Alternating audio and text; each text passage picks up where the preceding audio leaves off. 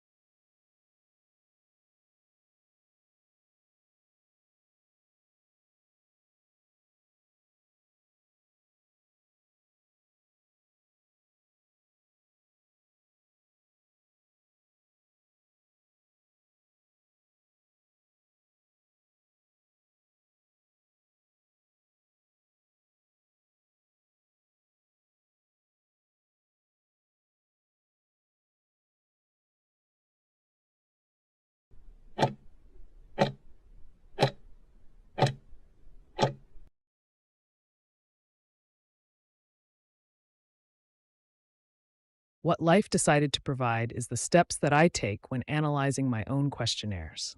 However, before I begin, it would be useful to remind you of a few terms we use when talking about questionnaires. Questions can be divided into three types. This is sometimes called level measurement. Firstly, we have category type questions, which are also known as nominal questions. These are when participants select from a list of categories for their response, such as male or female, or they may include ethnic origin. Secondly, we have ordinal type questions. These are similar to category questions, but instead of the categories being independent, there is some sort of order between them. If we ask people to indicate their age in categories, this is an ordinary type question. Thirdly, we have continuous questions. These are any questions that can be answered by a number. It could be an open-ended question asking participants to tell you how many times they attended lectures or how often they used a VLE. Or it could involve asking them to rate the importance of intensity of some experience.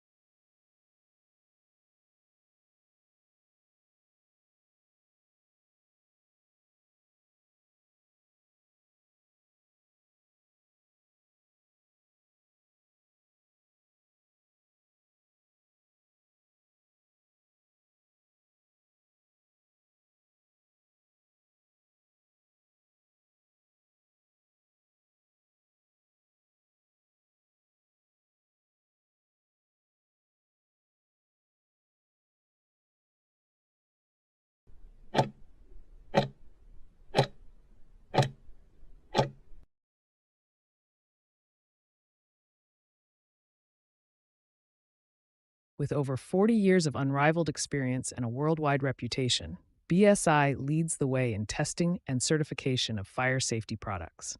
Based on our dedicated labs in Hemel Hempstead, Our team provides BSI Kite Mark and CE testing and certification for a broad range of products, including fire extinguishers, hoses, alarm panels, and heat and smoke detectors. We help clients to gain access into the European market by ensuring that products meet all the CE mark requirements.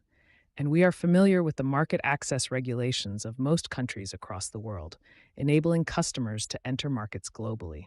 The BSI Kite Mark is categorized as a British super brand and acknowledged the world over as a symbol of trust, integrity, and quality. It provides the reassurance that vital product safety and performance requirements have been met.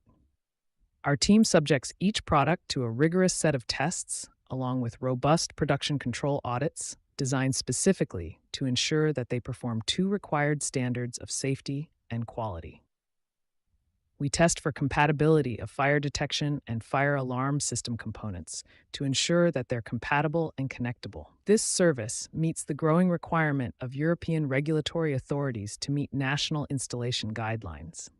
We also perform tests on individual detection components. Fire suppression products such as fire extinguishers are subjected to rigorous tests designed to ensure that they're effective, safe, and capable of performing in environments and conditions in which they're stored and used. The symbols for BSI Kite Mark and CE certification represent quality, safety, and trust. For specifiers, they demonstrate a commitment to best practice procurement. And for the public, they provide the reassurance that fire safety products are effective and reliable.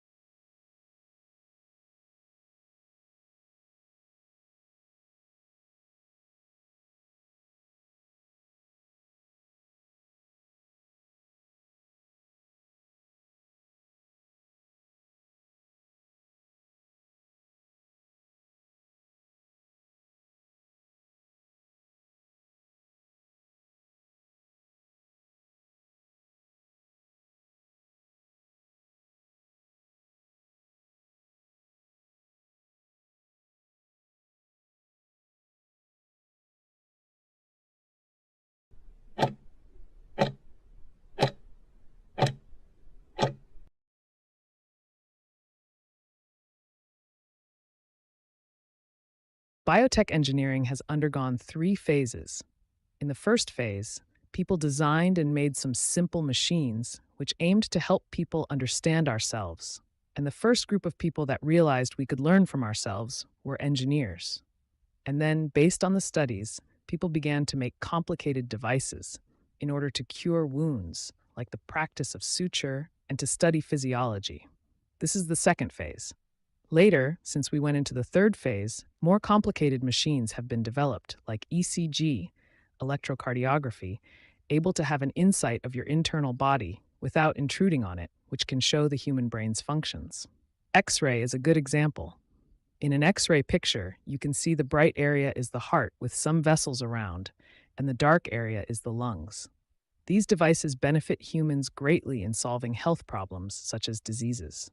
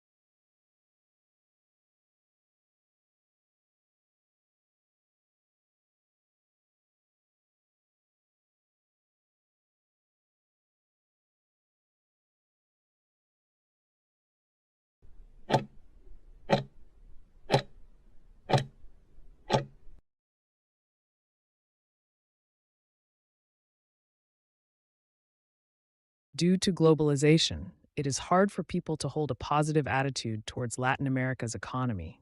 Globalization has been widely believed to benefit people globally, including Latin American countries. But people are disappointed about the actual economic growth in that continent. Over the 20 years before globalization, the economy in Latin America developed by 80%. People thought taking part in globalization would achieve a higher economic growth rate. But in fact, the growth rate has dropped to 10% after economic reforms related to globalization happened in Latin America. Accordingly, the poverty rate has increased, and the criterion of poverty is earning no more than $2 per day. Thus, Latin America's economy has become unsustainable.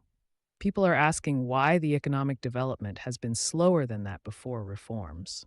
So, globalization is not a perfect economic structure, which possibly has a negative effect.